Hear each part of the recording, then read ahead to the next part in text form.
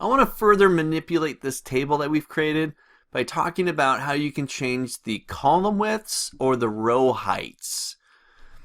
And this is another really simple feature, really effective, just to give your table a little more style, maybe a little more breathing room inside the cells, make it a little bit easier to read, or just, hey, I don't have much space, let's squish this table a little bit, or I got loads of space, let's widen it out a little. So I can go into a table, let's do column widths first. All I need to do is find the dividing line between two columns. You'll notice when I move my mouse right over the top of that, I get kind of this double-headed arrow looking symbol. I'm going to left click, hold down, and just drag.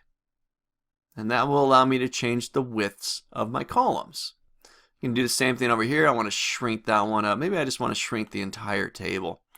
Let's get that all the way down. Totals aren't going to be that big, so I can grab this furthest left one and I can pull that one in as well. And shrinking the table down, don't need it as wide. Now, I can also change the row heights. Maybe I want to make my product, quantity, price, and total row, those headers, I want to make them much higher. Right now they're pretty consistent. They're the headers, they should stand out a little bit, so I want to make that a little bit larger. So that later on when I format it, I can make the text larger, center align those, do whatever I need to with it. But I'll grab the dividing row line, and I'm just going to drag that. And that'll allow me to change the height of the row.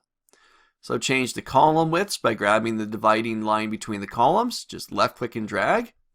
Grab the dividing line between the rows, and you can increase the row height.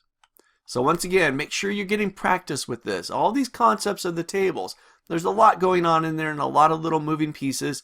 Try them all out. Adjust your columns, adjust your rows. Try to get it to look something like what I got on the screen here. Shrink it down. We don't need all that space. Make it a bit smaller.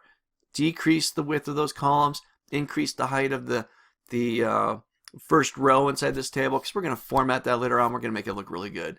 So try this out. Change your rows, change your column widths, and call it good.